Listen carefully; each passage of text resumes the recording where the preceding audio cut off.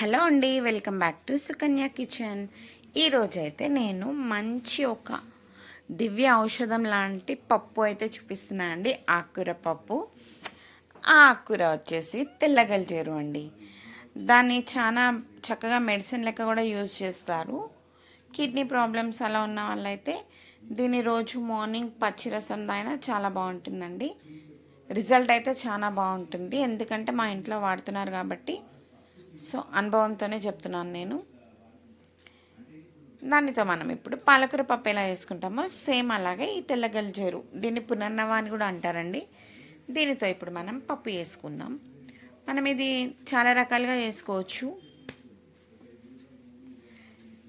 ఈ పప్పుని మనం కుండలో చేసుకుంటే చాలా టేస్ట్గా ఉంటుందండి. సో నేనైతే ఇప్పుడు కుండ పెట్టేసుకొని దాంట్లో పప్పుకి సరిపడా వాటర్ వేసుకున్నాను. పప్పుని నేను కడిగి పక్కన పెట్టేసుకున్నాను అండి.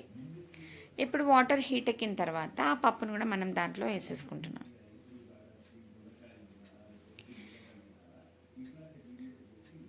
ఇట్లా మనం కుక్కర్లో కూడా అంతా వేసి పెట్టుకోవచ్చు అండి. మనకి ఇట్లా కుండలో అయితే ఇంకా కొంచెం టేస్ట్ బాగుంటుంది కదా అనేసి నేనైతే ఇలా చూపిస్తున్నాను. ఇందాక మనం సన్నగా తరిగి పెట్టుకొని కడిగేసి పెట్టుకున్నాను అండి నేను ఆకుకూర అనేది. ఆకుకూరని మనం దీంట్లో వేసేసుకోవాలి పప్పులో. ఒక 4-5 పచ్చిమిరపకాయలు, కొంచెం కొత్తిమీర,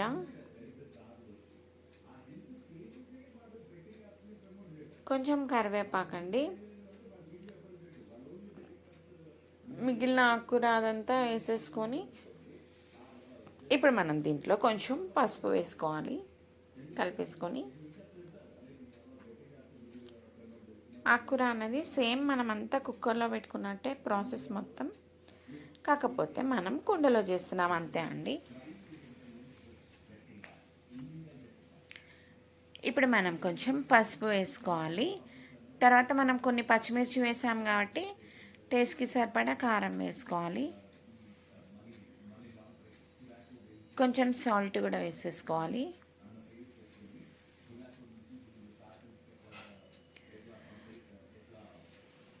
సాల్ట్ అనేది కొంచెం ఉడికిన తర్వాత అయినా వేసుకోవచ్చండి. కొంచెం ఇప్పుడు ఆయిల్ వేసుకున్నాను. ఇప్పుడు దీంట్లోనే మనమైతే కొంచెం అల్లం వెల్లుల్లి పేస్ట్, కొంచెం లావుగా కట్ చేసుకున్న 2-3 రెమ్మల చింతపండు, లావుగా కట్ చేసుకున్న ఆనియన్స్ అండి. కొంచెం లావుగా కట్ చేసుకుంటేనే బాగుంటుంది. ఒక 2 టమాటోస్ కూడా వేసుకున్నాను. ఇప్పుడు ఇదంతా అలా మూత పెట్టేసుకొని మనకి స్విమ్లో కుక్ అవ్వాలండి.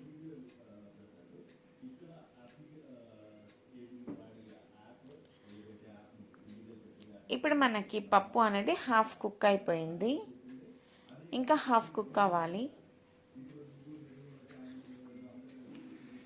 ఈ ఆకుకూర వారంకి ఒకసారి తిన్నా కానీ, వారంలో 2 టైమ్స్ తిన్నా కానీ చాలా అంటే చాలా మంచిదండి హెల్త్కి. కోవిడ్ వల్ల చాలామందికి సైడ్ ఎఫెక్ట్స్ అనేది కిడ్నీ ఎఫెక్ట్స్ వచ్చాయి. దానికైతే ఈ ఆకుకూర అయితే చాలా మంచిది. మనం ఈలోపు పోపు కోసం ఒక వెల్లుల్లి గడ్డని అంత పొట్టు తీసి పక్కన పెట్టుకోవాలండి. పప్పు అయితే మ్యాక్సిమం అయితే కుక్ అయింది మనకి.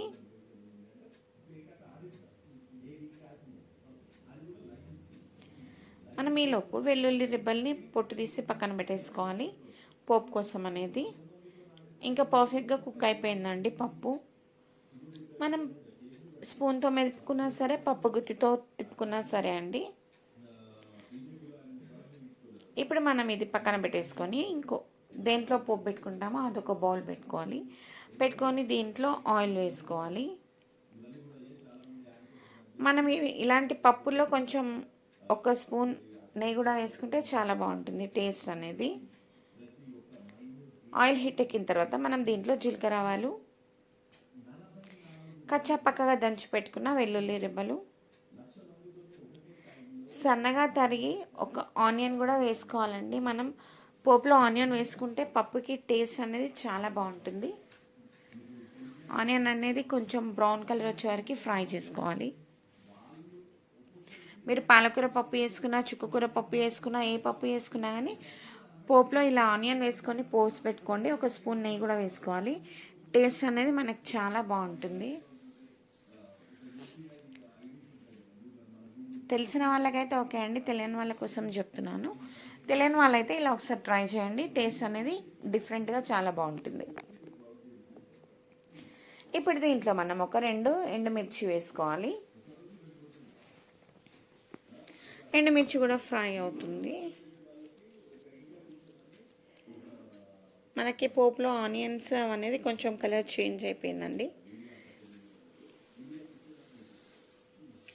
ఇప్పుడు మనకు చక్కగా అంతా ఫ్రై అయిపోయాయి ఆనియన్స్ అనేది.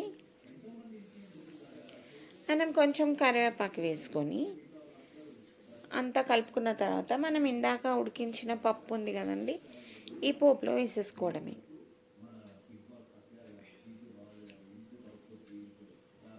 మీకు ఇలా చింతపండు వేయడం ఇష్టం లేకుంటే మనం చింతపండు అనేది పక్కన నానబెట్టుకొని ఇప్పుడు ఇలా పోపులో కూడా వేసుకోవచ్చు అండి.